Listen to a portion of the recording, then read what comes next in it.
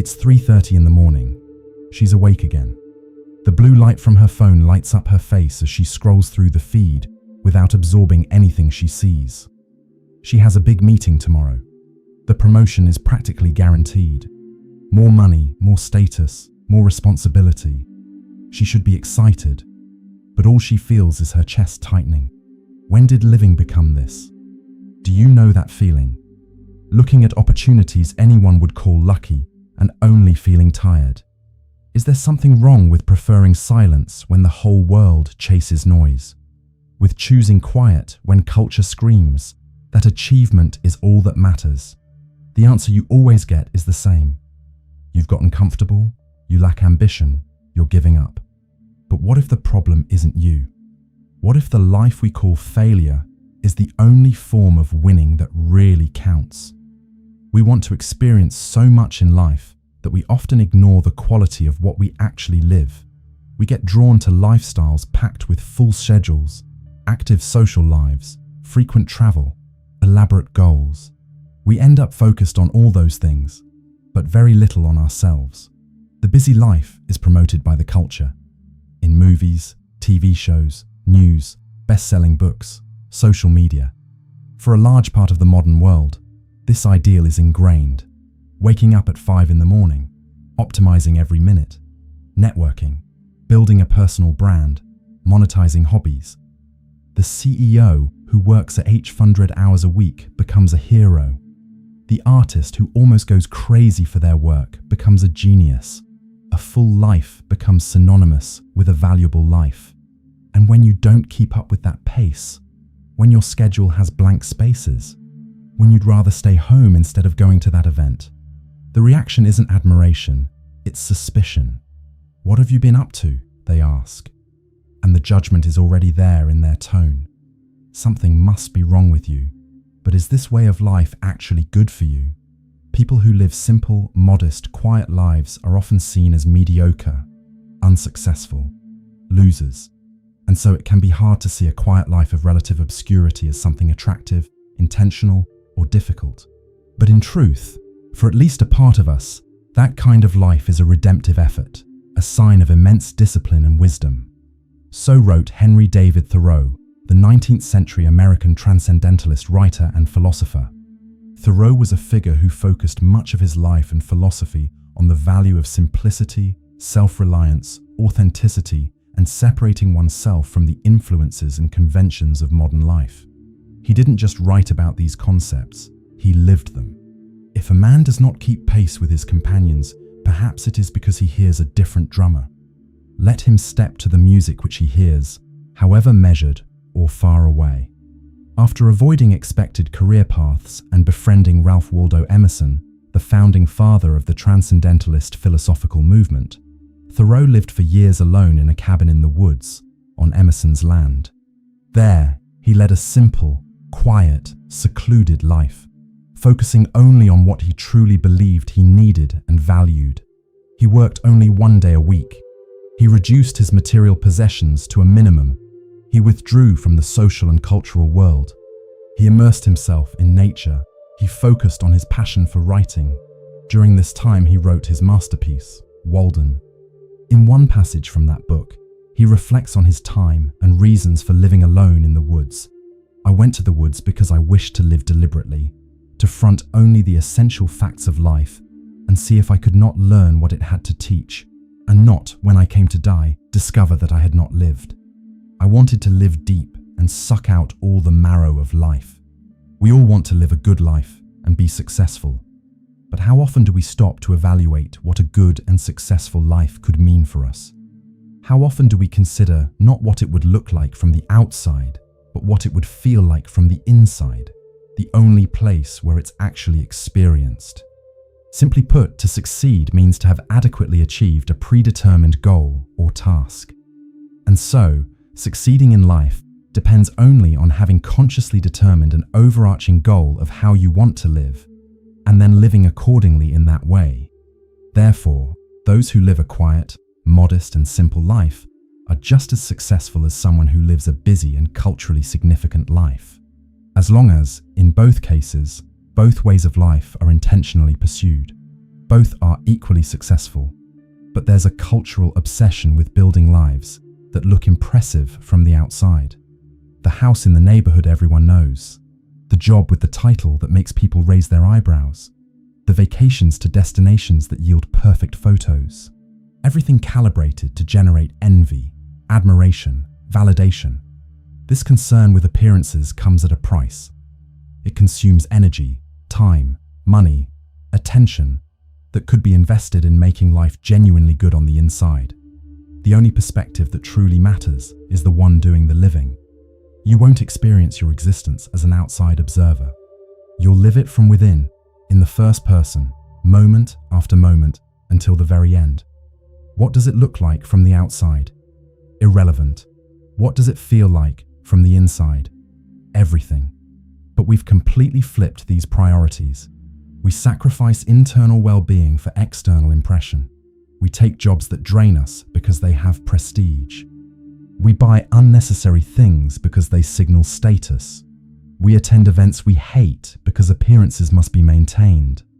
A big house is great for impressing visitors, but if you spend most of your time in traffic to pay for it, you're never really in it.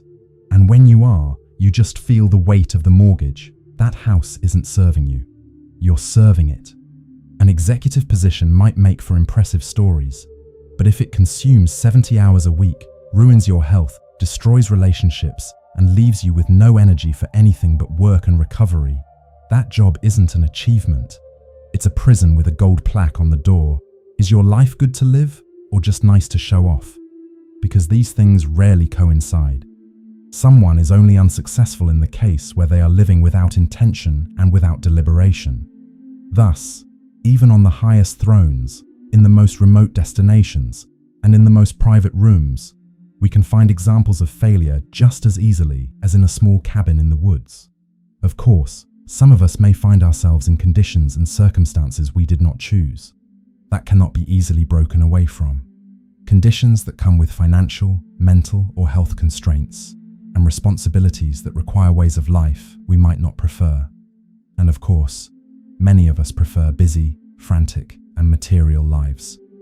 But for those of us for whom this is not the case, if we choose to give up our time to people and things we do not value, which pull us away from people and things we do value, when a different and accessible orientation of our life wouldn't require that, then perhaps we have ventured in the wrong direction, and we would benefit from some simplification or at least a reasonable renewal of our lives. Inevitably, almost all of us give up some portion of our time to people, things, and tasks we don't want. But the essential question we must ask ourselves, when we can, is how much, why, and for what? We all know that time is the one commodity that cannot be earned or bought back once it's gone. And in a fundamental sense, it's the only thing we truly have. And yet we often trade it carelessly, for reasons we haven't thought much about. We would never let anyone take our money, or our car, or any of our things. But we still often let people, things, and experiences take our time. Every day, every month, every year, every decade.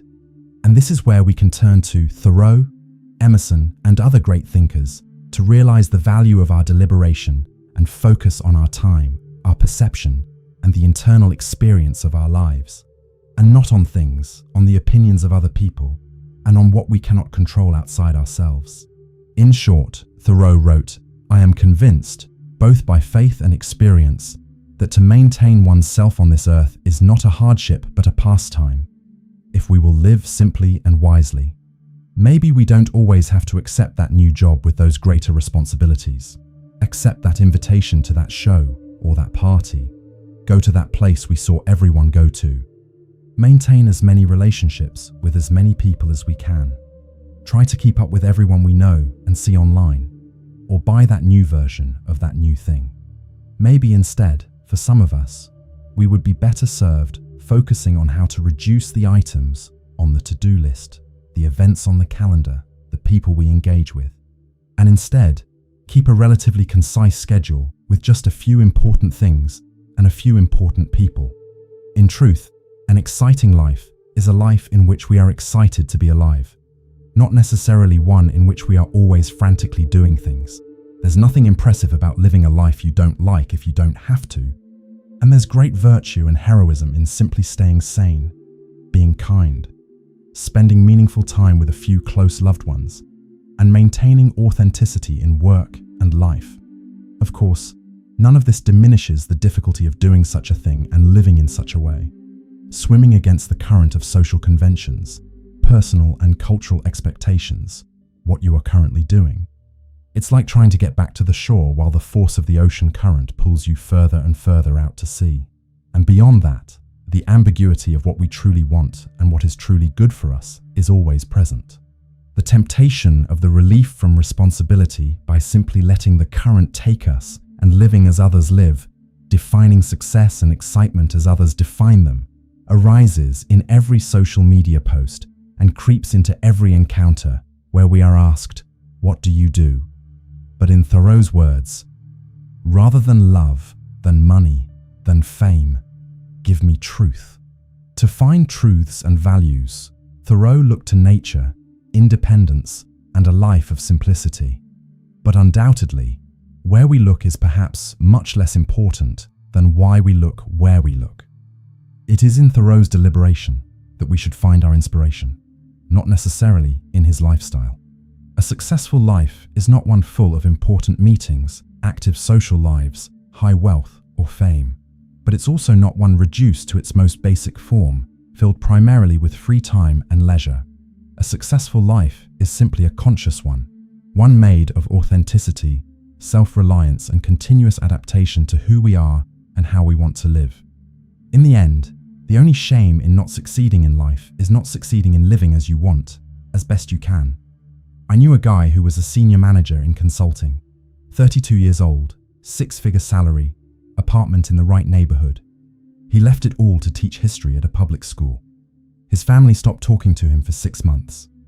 You threw your career away. His friends made jokes. Burnout, right? Couldn't handle the pressure. But when you talked to him, what you saw was someone who could finally sleep through the night. A woman I know had it all at 35. The job, the house, the marriage, the kids, the car, the vacations, everything right. And she'd wake up in the early morning with such a huge emptiness it was scary. Why? Because she never asked if that was what she wanted. She just assumed it was what she was supposed to want. A 52-year-old man told me, "I don't remember choosing any of this. I just kept taking the next logical step. And suddenly, here I am." He was sitting in the living room of the house.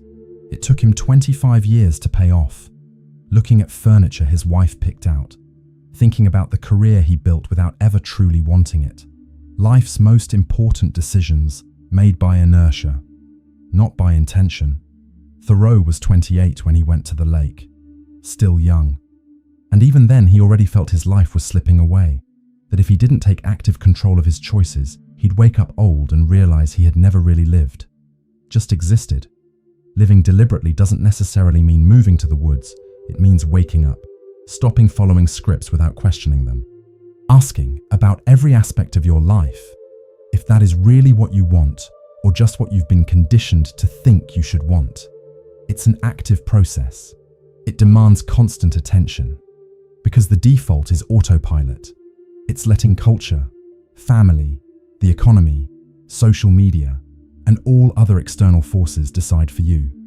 Autopilot is comfortable because it removes the need to choose. You simply do what comes next in the script. Go to school because that's what kids do. Go to college because it's the next step. Take the job because you need to make money. Get married because you've reached the right age. Buy a house because that's what couples do. Have kids because it's the natural sequence. Work for decades because you have bills to pay.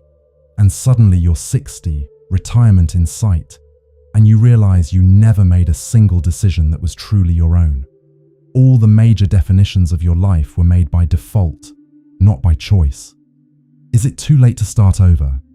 Not necessarily.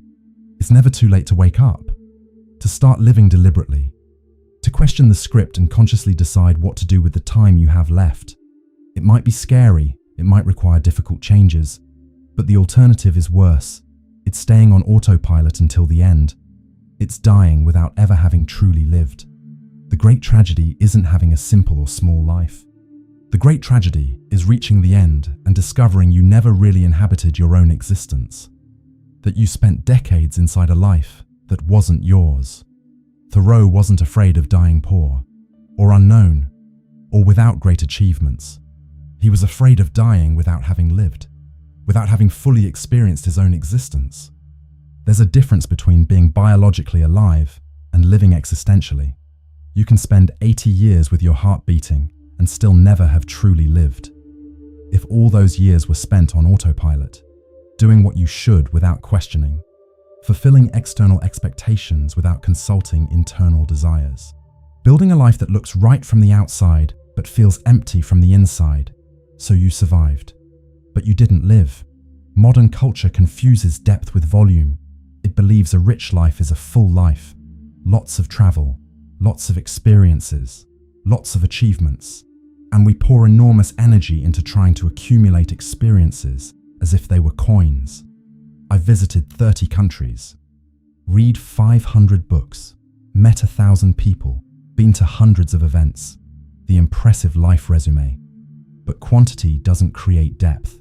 You can visit 50 cities in a month and not really see any of them, meet 1,000 people and not have a single true friend, do 100 different things and not be present for any of them. Depth comes from slowing down enough to absorb what's happening, from being fully present in the moment, from allowing experiences to truly penetrate instead of just skimming across the surface of consciousness. Thoreau spent 2 years at Walden Pond doing relatively little by external standards. He planted beans, observed nature, walked, read, wrote, thought.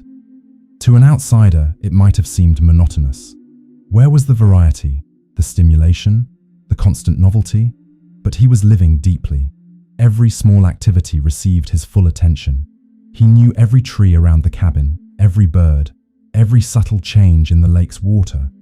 His life had texture, nuance, richness, not despite being simple, because it was simple. When you remove the excess, the essential can finally be truly experienced. One meal eaten with full attention is worth more than 10 gulped down in a hurry. One genuine conversation is worth more than 100 superficial exchanges. One experience lived fully is worth more than 1,000 photographed and forgotten. Sucking out all the marrow of life doesn't mean tasting everything. It means tasting fully. It doesn't mean doing more. It means being more present in what you're already doing. Our lives are built on foundations of unquestioned obligations. That job that pays well. Buying a house because that's what adults do. Getting married because you're at the right age. Having kids because the family expects it. Keeping in touch with people because they used to be friends. Going to events because it would be rude to refuse. The word should governs more decisions than we'd like to admit. And we rarely question where these obligations come from. Who said you have to do this? Based on what? Why? The answers are vague. Everyone does it this way. It's expected. It's normal. But that's not a reason. It's just a description of a cultural pattern. And cultural patterns change. Thoreau dedicated his life to questioning what was considered mandatory. You need to work in a respectable profession. Why? You need to accumulate property. Why? You need to build a traditional family. Why? Not because he was against these things, but because he was against doing something just because it's expected, without examining if it makes sense for you. Every obligation you accept without question is a piece of your autonomy that you hand over. And when you've accumulated hundreds, thousands of these unexamined obligations, you wake up one day inside a life that isn't yours. It's just the life you thought you were supposed to have. We protect our money fiercely. We check statements, complain about prices, negotiate salaries. But we give away our time as if it were infinite.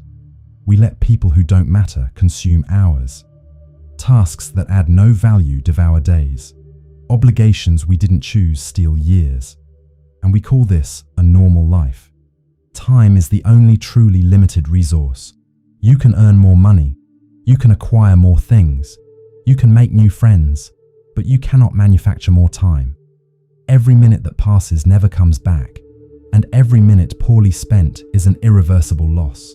But we don't treat time with that seriousness. We accept useless meetings, maintain relationships that drain our energy, dedicate hours to tasks we could refuse, say yes to things we should say no to. Why? Because time seems abstract, invisible, hard to quantify.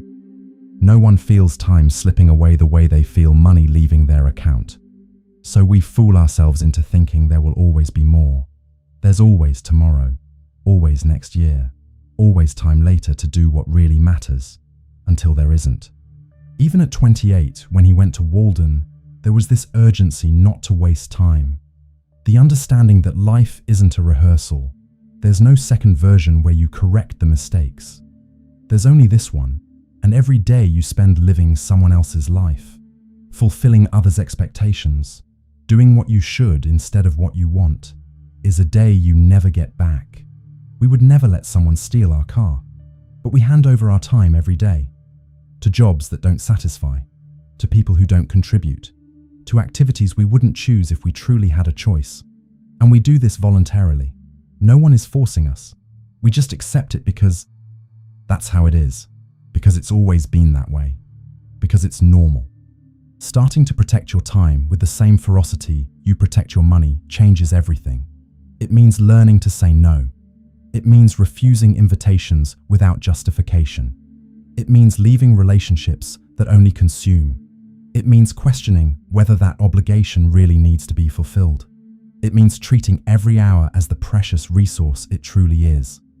Thoreau grew his own food, built his own house with his own hands, reduced his needs to a minimum, and he discovered that surviving wasn't just possible, it was easy. I am convinced, both by faith and experience, that to maintain oneself on this earth is not a hardship but a pastime if we will live simply and wisely, he wrote. But this goes against everything modern economics teaches. We're constantly told that life is expensive, that we need to work hard to pay for everything, that we have no choice but to accept the system, that lowering our standard of living is a catastrophe to be avoided at all costs, and so we get trapped. Trapped in jobs we hate to pay bills that only exist because we bought things we don't need to maintain a standard of living we didn't consciously choose. The trap is perfect. The more you earn, the more you spend. The more you have, the more you need to maintain. And so you never leave. You never have real freedom. What if you simply needed less? What if instead of working more to earn more, to buy more, you just reduced what you need? The equation changes completely. If your needs are small, your dependence on the system is small. If your dependence is small, your freedom is great. You can work less. You can be more selective about what work you accept. You can have more time. You can say no more often. You can leave unsustainable situations because you're not trapped by huge financial needs. Simplicity isn't impoverishment. It's a strategy for liberation. Everything you remove from your life is one less chain holding you down. Every need you eliminate is one less dependency on the system. But this idea scares people because we've been conditioned to believe that more is always better. More space, more things, more options, more everything, and that having less is shameful, a sign that you didn't make it, evidence that you couldn't cut it. But true power lies in needing little. True wealth lies in having few needs. True freedom comes from voluntary simplicity, not from accumulation. There is courage in reduction, greater courage than in accumulation, because accumulating is going with the flow, reducing is swimming against it. Having less when everyone has more requires conviction, requires certainty that you know what you're doing, requires resistance to the inevitable social judgment. An exciting life isn't one where you're always doing something. Constant movement isn't vitality. Sometimes it's escape. Sometimes it's the fear of stopping and realizing you're not happy. An exciting life is one where you are genuinely excited to be alive, where you wake up and feel gratitude, where the things you do, even small ones, have meaning, where there's real connection, not superficial interaction, where there's presence, not just movement. There's a huge difference between excitement and exhaustion, but we confuse the two. You can be exhausted and have lived nothing. You can have done 1,000 things and none of them matter. You can have always been busy and never present. An empty schedule can be more vibrant than a packed one because it has space. Space to breathe, to think, to feel, to simply be. And in that space, life can finally happen. There's nothing impressive about living a life you hate just because you can, just because you're strong enough to endure it. That's not virtue. It's resilience misplaced. But there is great virtue in keeping your sanity when everything pressures you to lose it, in being kind when the culture rewards aggression, in spending meaningful time with a few loved ones instead of superficial time with many acquaintances, in maintaining authenticity when it would be easier to wear masks. These acts are invisible. They don't make for an impressive story. They don't generate likes. They don't build a personal brand. But they are real victories. True heroism is rarely recognized. Visible heroes make grand public gestures. They save lives, conquer territories, build empires, become famous. But there is silent heroism in simply not losing yourself, in not sacrificing your humanity for productivity, in not trading integrity for advancement, in not abandoning values because it would be convenient. Sanity is an achievement in an insane world. Kindness is resistance in a cruel culture. Authenticity is rebellion in a society of masks. Living differently from the cultural standard is like trying to get back to the beach while the current pulls you out to sea. It's possible, but it requires constant effort. It requires you to actively swim against the force trying to drag you, and it's tiring. Every social media post is a current pulling you. Look where so-and-so is traveling. Look what so-and-so bought. Look how successful so-and-so is. You should be doing this too. Why aren't you? Every question at a family gathering is a current. What have you been up to? When are you getting married? When are you buying a house? When are you getting promoted? Why doesn't your life look like the life we expected you to have? Every casual conversation is a current. People ask how you are expecting to hear that you're busy, productive, progressing, achieving. When you answer that you're calm, rested, not doing much, the discomfort is visible. Something must be wrong. Why aren't you in the race like everyone else? The pressure to conform was constant and came from all directions. Neighbors judged. Family didn't understand. Acquaintances made jokes. And the only way to resist was absolute clarity about your own reasons. Unwavering conviction that the path makes sense, regardless of whether it makes sense to others. You can't live differently and expect approval. You can't swim against the current and expect people on the shore to applaud. Most will think you're crazy. Some will try to save you. Others will simply judge. And you need to be at peace with that. You need to be so sure of your choices that others' judgment doesn't sway you.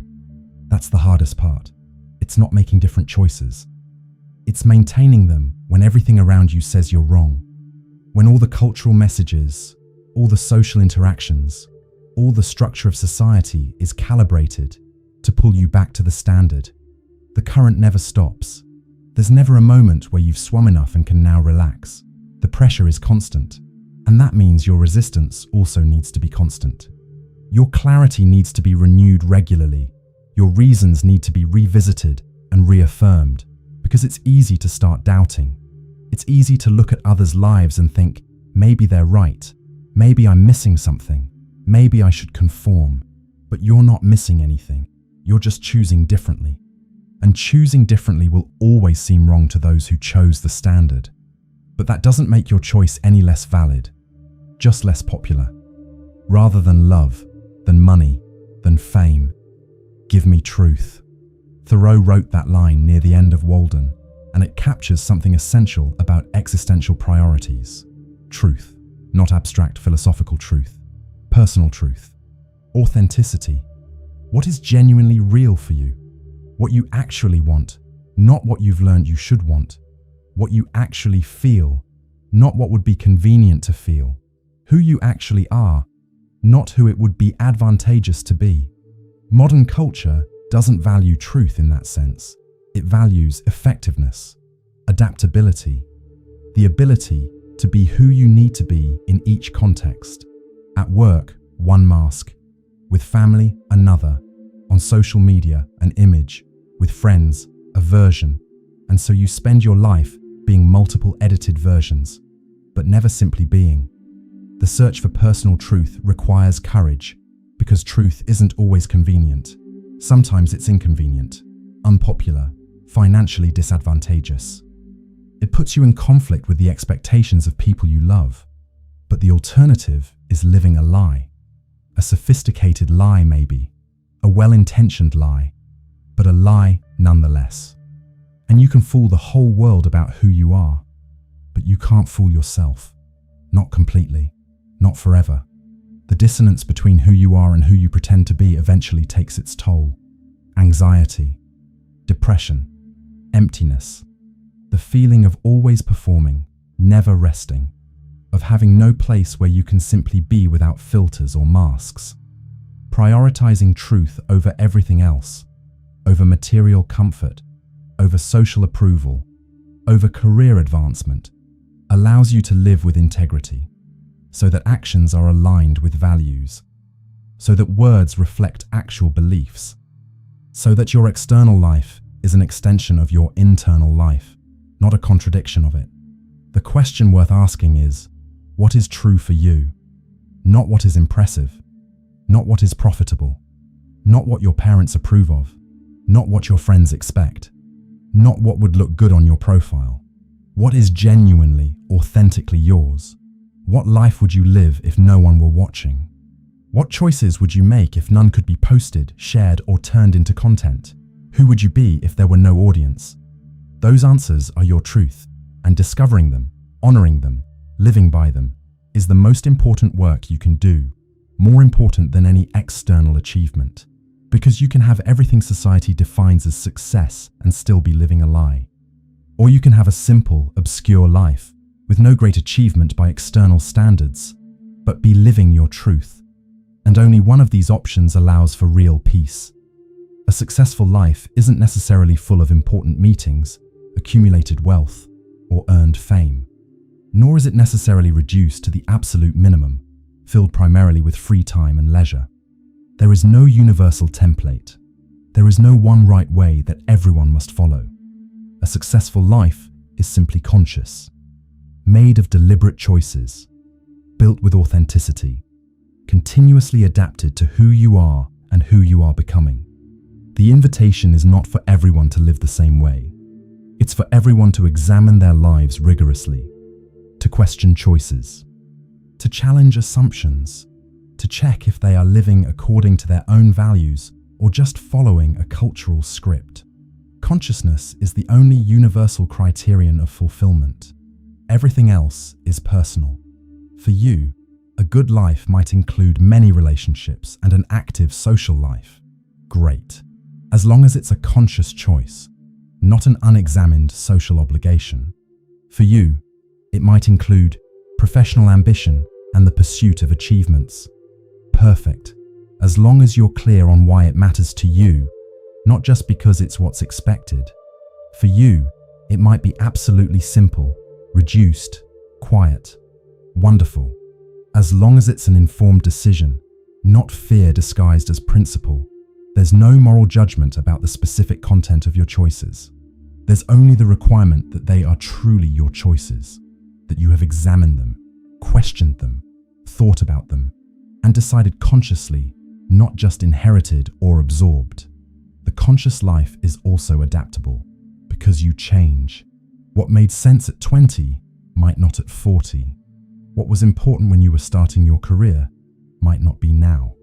What you valued before having kids might be different after, and that's all okay. 2 years in the cabin, and then the departure. Why? Because there were other lives to live. The experiment served its purpose.